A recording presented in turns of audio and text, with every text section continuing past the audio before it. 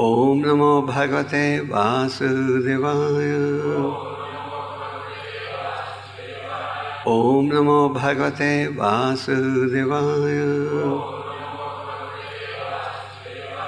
ओम नमो भगवते वासुदेवाय।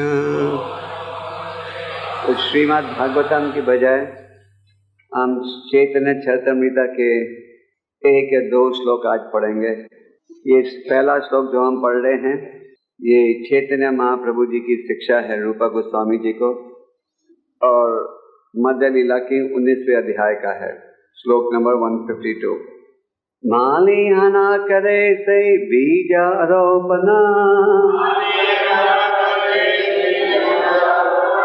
श्रावण कीर्तना जले कराए से जना।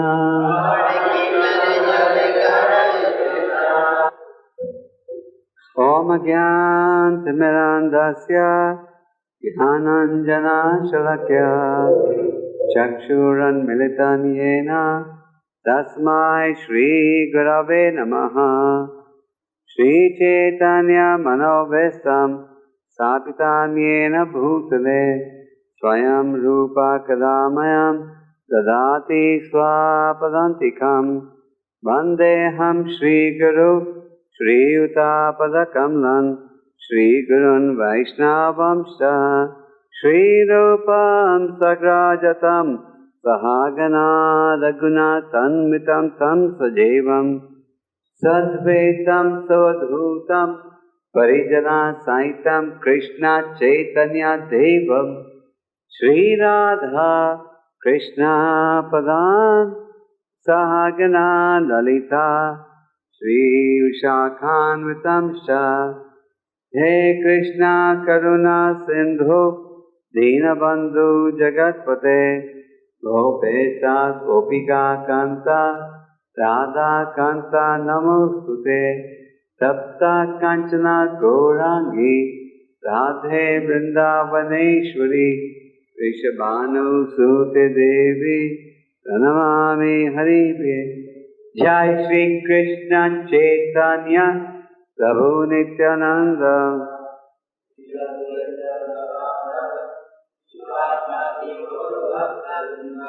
हरे कृष्णा कृष्णा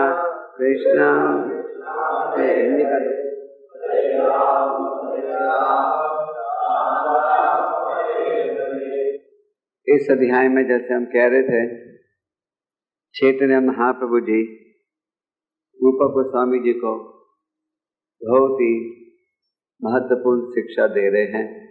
इस रूपा गोस्वामी ने अपनी सरकारी नौकरी त्याग दी। राजा की इच्छा नहीं थी कि वो अपनी नौकरी त्यागें, रूपा गोस्वामी ने त्याग दी। और जब उन्होंने त्याग पत्र दिया, नौकरी त्यागी, उनके पास धन तो बहुत था, 10,000 सोने के सिक्के थे। 10,000। कोई रूपा गोस्वामी सनातन गोस्वामी गरीब नहीं थे। 10,000 सोने के सिक्के के अलावा 2 नाव, एक ने 2 नाव उनको लेनी पड़ी, जिसमें अपनी संपत्ति को नाव में रखकर वो ले गए थे। फिर उन्होंने आधी संपत्ति बांट दी, ब्राह्मणों को और वैष्णवों को। 25% और बांट दिया रिश्तेदारों को, बाकी 25% रखा अपने लिए, क्योंकि उन्हें पता था कि भविष्य में ये राजा उनको कष्ट देगा। और फिर ये संपत्ति का उपयोग किया किसने? सनातन गोस्वामी ने, जेल से निकलने के लिए। क्योंकि जब सनातन गोस्वामी को जेल में रखा था तो उन्हें ये रिश्वत देनी पड़ी जेल कीपर को, जेल से भागने के लिए। तो रूपा गोस्वामी जी आकर मिले चैतन्य महाप्रभु जी को, कहाँ? प्रयाग में। प्रयाग में 10 दिनों के लिए चैतन्य महाप्रभु जी ने चैतन्य रूपा गोस्वामी को शिक्षा दी। और ये जो भक्ति रसामृत सिंधु ग्रंथ है, जो जिसकी रचना रूपा गोस्वामी जी ने की है, ये आधारित है चैतन्य महाप्रभु जी की शिक्षा के ऊपर, जो कि उन्होंने रूपा गोस्वामी जी को दिया था प्रयाग में। तो चैतन्य महाप्रभु जी ने पहले तो कहा ब्रह्मांड ब्रह्मीद कोनो भगवान जी, गुरु कृष्ण कृपा पाए भक्ति लता भी।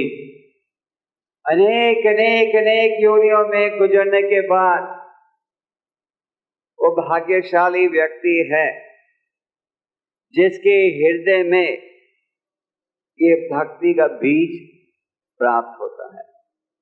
प्रभुपाद जी ने उदाहरण दिया, जैसे कई बार पहाड़ की चोटी से कोई लकड़ी का टुकड़ा नीचे आ रहा होता है पानी के प्रभाव से, और आते आते कई बार किसी पत्थर के कोने में वो रुक जाता है। तो जब भक्ति का बीज प्राप्त हो जाए तो उसके बाद क्या करना चाहिए, वो उपदेश रूप गोस्वामी जी हमें यहाँ दे रहे हैं। वो कह रहे हैं जब किसी व्यक्ति को भक्ति बीज प्राप्त हो जाता है तो उसे चाहिए कि वो माली बनकर उस बीज को अपने हृदय में बोए।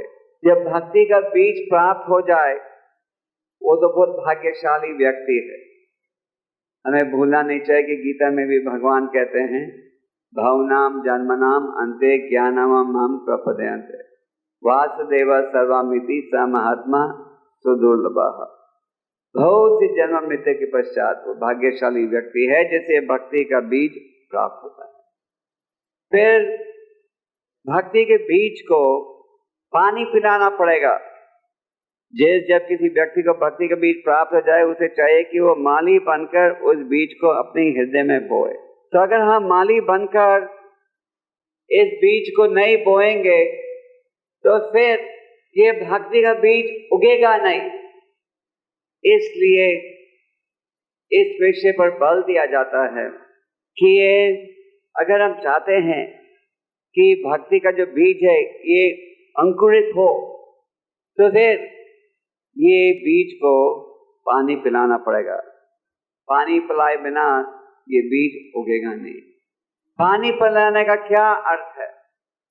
पानी पिलाने का अर्थ है, जैसे प्रभुपाद जी तात्पर्य में कहते हैं, भक्तों के संग में रहकर श्रवणम कीर्तनम का लाभ उठाना। तात्पर्य में प्रभुपाद जी इस विषय को समझाते हैं, कहते हैं भक्तों के संग में रहकर श्रवणम कीर्तनम का लाभ उठाना। श्रवणम कीर्तनम के साथ प्रभुपाद जी ने ये भी जोड़ा है ठाकुर जी की सेवा करना। प्रभुपाद जी तात्पर्य में उदाहरण देते हैं कि अगर कोई व्यक्ति सोचे कि वो हरिदास ठाकुर की नकल कर सकता है तो इस कार्य में वो सफल नहीं होगा। हरिदास ठाकुर जी तो तुलसी के पौधे सामने बैठकर जाप करते थे, पर प्रभुपाद जी ने हमें ये श्रवणम कीर्तनम में ठाकुर जी की सेवा का जो माध्यम है वो भी साथ में जोड़ा हुआ है। तो जो जिन्होंने ब्राह्मण दीक्षा ली वो तो ठाकुर की सेवा करते हैं, आरती करके भगवान के लिए भोजन बना के भगवान का श्रृंगार करके। पर सारे भक्त ठाकुर जी की सेवा कैसे करते हैं? उनकी आरतियों में उपस्थित होकर। जब हम भगवान की मंगल आरती में आते हैं, भगवान की आरतियों में आते हैं, तो वो भी एक रूप से हम भगवान की मूर्तियों की सेवा कर रहे हैं। इसीलिए प्रभुपाद जी ने ये जो माध्यम, ये गुरु महान आचार्यों ने माध्यम दिया है। तो श्रवणम कीर्तनम, ये भक्ति के बीज को पानी पिलाना, ये बहुत महत्वपूर्ण है अगर हम इस भक्ति के मार्ग में आगे बढ़ना चाहते हैं। अब हम सब ये सुन बैठे हैं, ये कोई पहली बार नहीं है कि आप सुन रहे हो, ये तो आप हजारों बार सुन बैठे हो। दीक्षा लेने से पहले भी हम सुन बैठते हैं। पर अफसोस की बात यह है कि हम इसके महत्व को नहीं समझते। तो प्रभुपाद जी तात्पर्य में कहते हैं गुरु प्रसाद, कि गुरु जो है वो दया दयालु इस दृष्टि से है कि वो ये शिक्षा देता है शिष्य को। क्या शिक्षा? शिक्षा जिसके द्वारा भक्त शिष्य इस श्रवणम कीर्तनम का लाभ उठाकर भक्ति के मार्ग में आगे बढ़ सके। तो केवल भक्ति के बीज को प्राप्त करना ही काफी नहीं है, पर इसको पानी भी पिलाना चाहिए। नहीं तो ये जो भक्ति का जो बीज है ये अंकुरित नहीं होगा। और ये श्रवणम कीर्तनम का जो माध्यम है, श्रवणम कीर्तनम का अर्थ यही नहीं कि हम हरि नाम ले, और इसका ये भी अर्थ है कि हम कृष्ण कथा में भी साथ में रुचि ले। कहने का तात्पर्य यह है कि हमें कृष्ण कथा, कृष्ण के नामों में ही रुचि लेनी चाहिए, तो ही हमारा जो भक्ति का जो बीज है ये आगे बढ़ेगा। नहीं तो इस मार्ग में हम आगे नहीं बढ़ सकेंगे। तो इस श्लोक मैंने इसलिए आज चुना है क्योंकि ये बहुत बहुत बहुत ही महत्वपूर्ण है। ये श्रवणम कीर्तनम में रुचि लेना। रूपक गोस्वामी, अगर हम श्रवणम कीर्तनम में रुचि नहीं लेंगे तो फिर किन कार्यों में रुचि लेंगे? अत्याहारा प्रायश्च प्रजल्प नियमाग्रह जन संगष्ट लोल्यम च सद्वीर भक्तिर विनश्यति का अर्थ क्या है? नष्ट हो जाना। श्रवणम कीर्तन में रुचि नहीं लोगे तो दूसरे कार्यों में रुचि लोगे, प्रजल्प। और इन कार्यों के द्वारा जो भक्ति का बीज है वो नष्ट हो जाएगा। इसलिए ये श्रवणम कीर्तनम बहुत महत्वपूर्ण है। अभी श्रवणम कीर्तनम के साथ हमें वैष्णव अपराधों से भी बचना चाहिए। इसलिए मैं एक और श्लोक आपको सुनाना चाहता हूँ। यदि वैष्णव अपराध है उसे हाथी माता उपाने वक्त न्याय पाता। इन श्लोकों में चैतन्य महाप्रभु जी कह रहे हैं कि किस प्रकार भक्ति के बीज को पानी पिलाने से ये जो भक्ति का बीज है उगता है और अंत में गोलोक वृंदावन में जाकर भगवान के चरणों में शरण लेता है। पर ये सब उपदेश देने के बाद चैतन्य महाप्रभु जी कह रहे हैं कि वैष्णव अपराध के द्वारा ये जो भक्ति का लाभ है वो हाथ से फिसल जाता है। कहा गया है कि अगर हम वैष्णव भक्ति करते हुए वैष्णव अपराध करें तो जिस प्रकार एक पागल हाथी सुंदर बगीचे को नष्ट कर देता है, उस प्रकार हमारी जो भक्ति है वो भी नष्ट हो जाती है। तो हम सबको वैष्णव व्यवहार में वैष्णव अपराध से डरना चाहिए। वैष्णव अपराध का अर्थ क्या है? ये नहीं कि केवल गुरु अपराध से डरो, एक दूसरे के व्यवहार से भी बहुत सावधानी से व्यवहार रखना चाहिए। जो भी वैष्णव हो उसको आदर देना चाहिए। चैतन्य महाप्रभु जी ने हमें कहा है, दिनादपि सुनिचेना तरोरपि सहिष्णामानि न मना देना कीर्तनादि सदा हरि। बिल्कुल निम्रित भाव से भक्ति करो। अगर हम एक दूसरे को आदर देंगे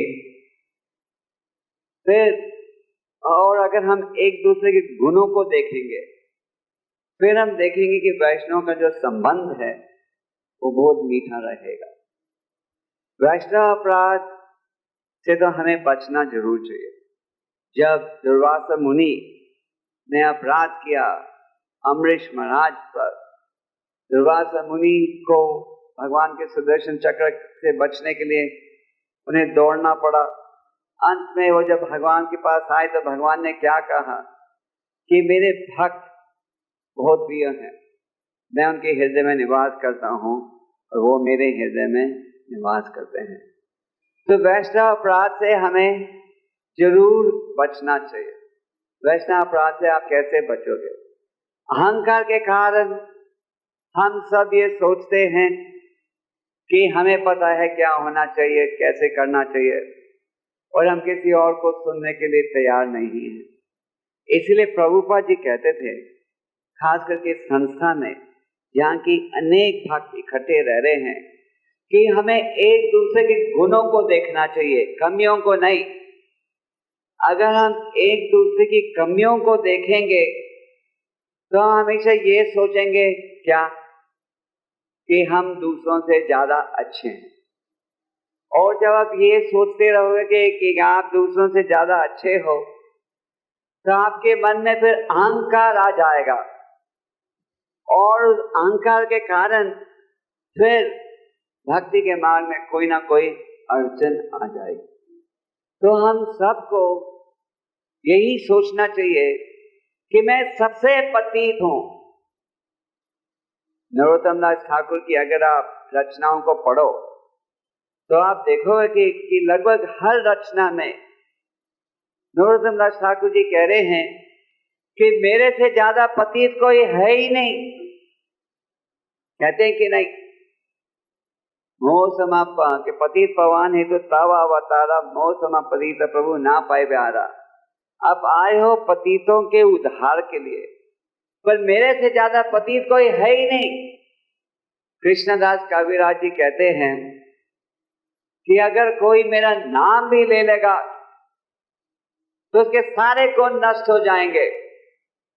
अगर कोई मेरा नाम भी ले लेगा तो सारे गुण नष्ट हो जाएंगे। तो अब हम भक्तों को ये सोचना चाहिए कि हम इसको कैसे अपनाएं अपने व्यवहार में, हम वैष्णव संबंध को ज्यादा मीठा कैसे बनाएं। इसलिए मैंने ये 2 श्लोक आज चुने हैं, क्योंकि ये अवश्य है कि मंदिर को आगे बढ़ाने के लिए भक्तों का वैष्णव संग बहुत मीठा हो। सबसे पहले तो इस मंदिर को आगे बढ़ाने के लिए ये अवश्य है कि हम श्रवणम कीर्तनम के महत्व को समझें। जब तक हम श्रवणम कीर्तनम के महत्व को नहीं समझेंगे, इतनी बड़ी बिल्डिंग बनाने का कुछ लाभ नहीं होगा। क्योंकि ऐसे बड़ी बड़ी बिल्डिंगें तो बहुत व्यक्ति बना रहे हैं। एक वो इलाका है वो छतरपुर, छतरपुर में एक बहुत बड़ा मंदिर है, सुना कि सब वहां जाते हैं दर्शन लेने के लिए, ठीक है ना। वहां सुंदर मंदिर है, अच्छी बात है, पर वहां से श्रवणम कीर्तनम पर बल नहीं दिया जाता, तो लोग प्रभावित होंगे हम सबके श्रवणम कीर्तनम के द्वारा, ठीक है ना। और श्रवणम कीर्तनम का समय क्या, कौन सा समय है? सुबह का समय। मंगल आरती से हमारा आध्यात्मिक जीवन शुरू होता है।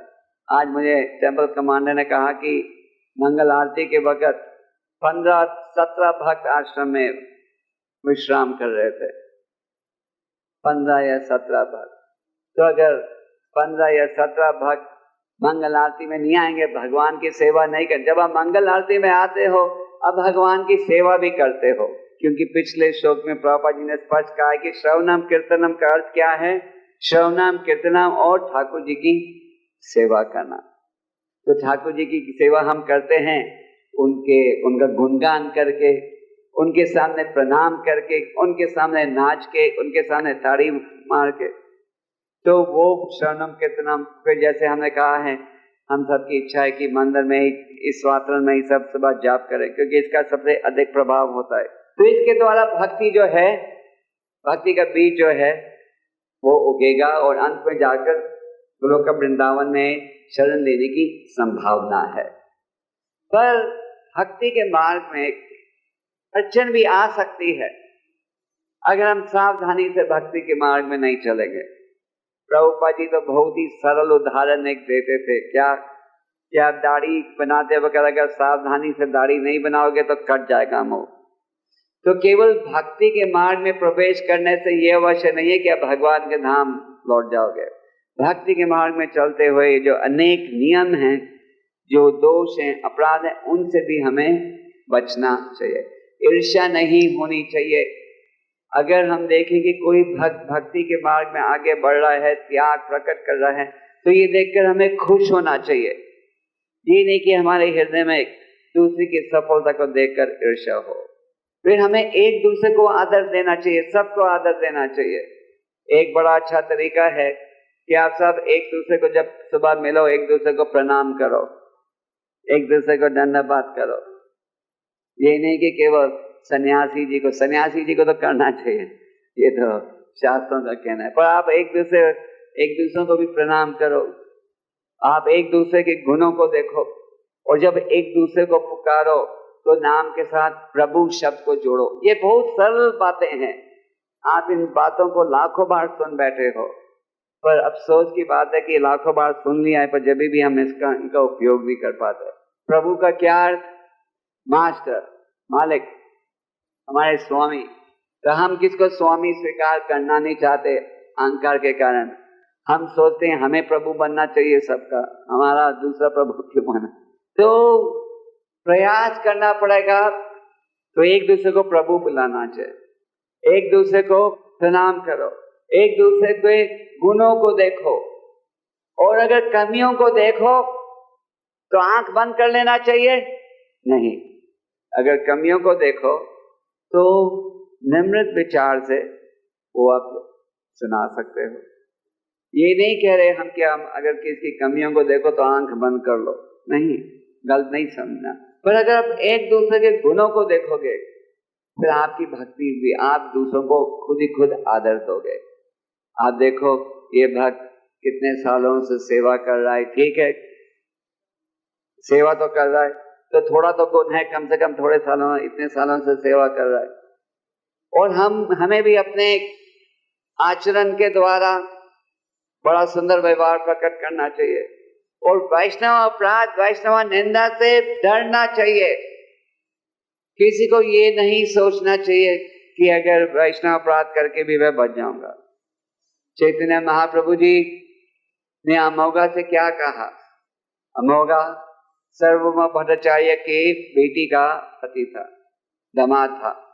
सर्वभौम भट्टाचार्य एक समय उन्होंने ये स्वीकार कर लिया कि चैतन्य महाप्रभु स्वयं परम भगवान हैं। उनके दामाद अमोघा ने ये स्वीकार नहीं किया। अमोघा भगवत चैतन्य महाप्रभु जी की निंदा करता था।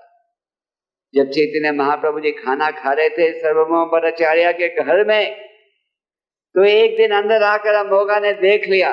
अक्सर जब चैतन्य महाप्रभु जी खाना खाते थे अमोघा के घर में, तो सर्वभौम भट्टाचार्य डंडा लेकर खड़े रहते थे द्वार पर कि अमोघा अंदर नहीं आ जाए उनके खाते समय। पर एक दिन उनको अपनी पत्नी का सहयोग देना पड़ा और अमोघा ने अंदर आकर देखा, हाँ 15-20 सब्जियां, दाल वगैरह चैतन्य महाप्रभु जी के टेबल में पड़ी हुई थी। सर्वभौम भट्टाचार्य की पत्नी बनाती थी बहुत, पर चैतन्य महाप्रभु जी खाते थे बिल्कुल थोड़ा। तो अमोघा ने कहा, देखो किस प्रकार का सन्यासी है। तो अमोघा को बहुत गहरी बीमारी हो गई, कॉलरा की, मरने वाले थे। तो चैतन्य महाप्रभु जी गए उनके पास और अपना हाथ रखा उनके हृदय में और उन्होंने कहा, जब तक तुम्हारे हृदय में ईर्ष्या रहेगी भगवान वहां नहीं रहेंगे। जैसे आपको गंदे कमरे में रहना अच्छा लगता है, आपके कमरे के आगे कोई कचरा फेंक दे तो आप वहां सोना पसंद करोगे? नहीं करोगे। तो इसी प्रकार ईर्ष्या नहीं रखनी चाहिए। पर ईर्ष्या को आप कैसे निकालोगे? इन सब अनर्थ से बचने के लिए एक ही उपाय है, और शरणम कीर्तन के अलावा भक्तों के सुंदर व्यवहार रखने के लिए एक दूसरे के गुणों को दो, देखो, एक दूसरे को आदर दो, एक दूसरे का उत्साह बढ़ाओ। हम सबको एक दूसरे का उत्साह बढ़ाने का प्रयास करना चाहिए। प्रभुपाद जी हम भक्तों का उत्साह बढ़ाने का प्रयास करते थे। उत्साह बढ़ाने का ये अर्थ नहीं कि अगर आप गलत काम कर रहे हो तो भी हम कुछ बोले नहीं। एक साथ ठाकुर सेवा करते हैं आरतियों में उपस्थित होकर, फिर एक साथ और क्या करते हैं? प्रसाद स्वीकार करते हैं। प्रसाद का भी प्रयास करना चाहिए कि हम एक साथ प्रयास करें, ये नहीं कि हम अलग समय खाएंगे वो अलग समय। कई बार कभी कभी इमरजेंसी में मजबूरन, वो अलग बात है, पर वैसे प्रयास करना चाहिए कि प्रसाद क्या है? भोजन जो भगवान को अर्पण किया हो, वो भी अगर हम प्रसाद भी खाएं एक साथ, तो इस प्रकार भक्तों में भक्त में यूनिटी बढ़ेगी। एक गुरु ने, प्रभुपाद जी उदाहरण देते थे, आप लकड़ी के एक टुकड़े को लो और किसी को दो, आप आसानी से तोड़ सकते हो। पर अगर लकड़ी के छड़ियाँ, अगर आप लकड़ी के छड़ियों को लेकर धागे से बांध दो और किसी को बोलो तोड़ने को, तो तोड़ सकेगा? नहीं तोड़ सकेगा।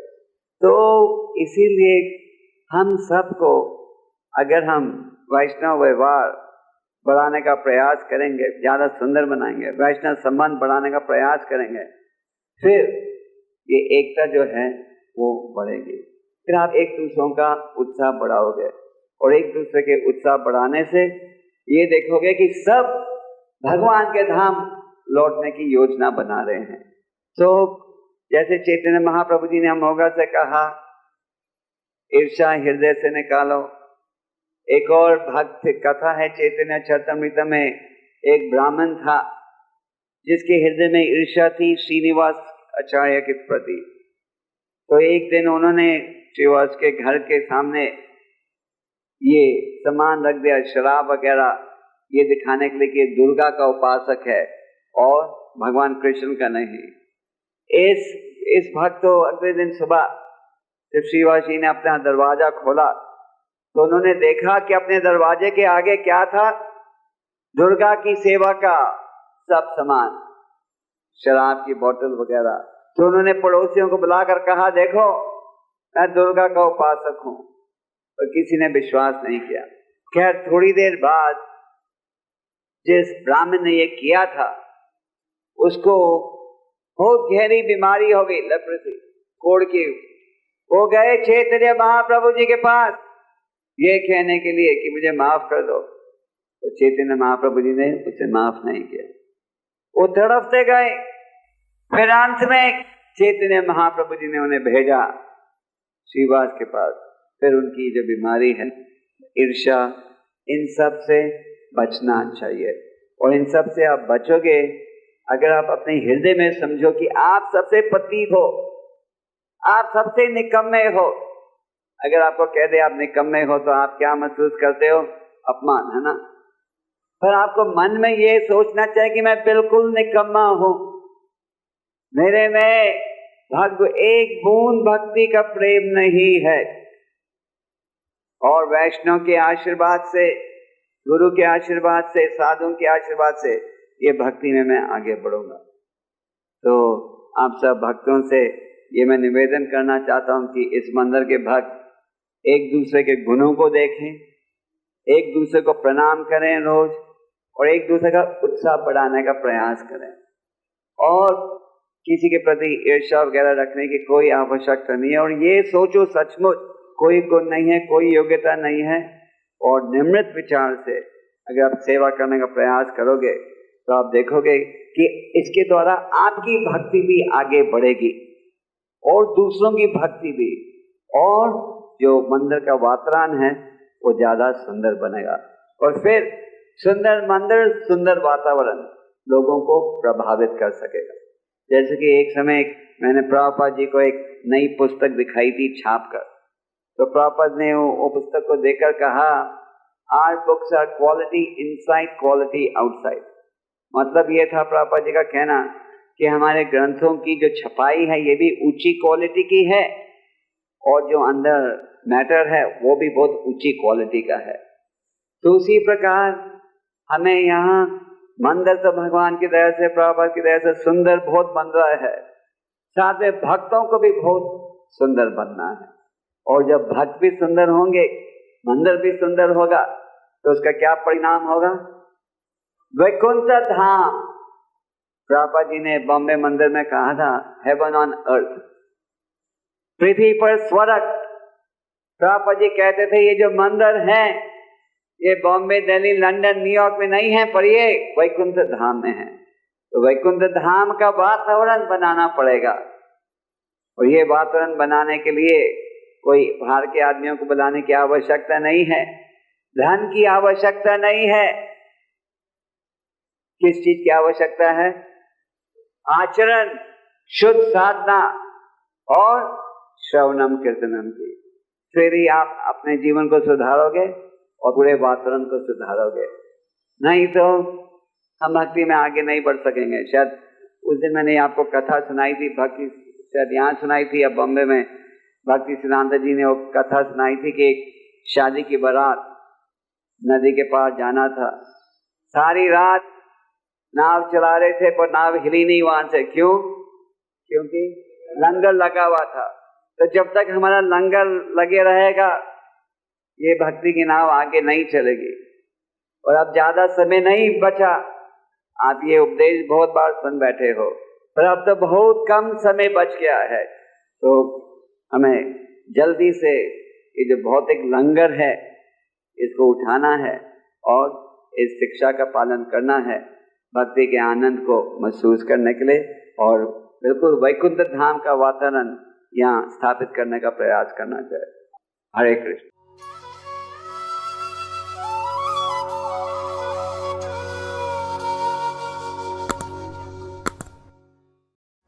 Hare Krishna,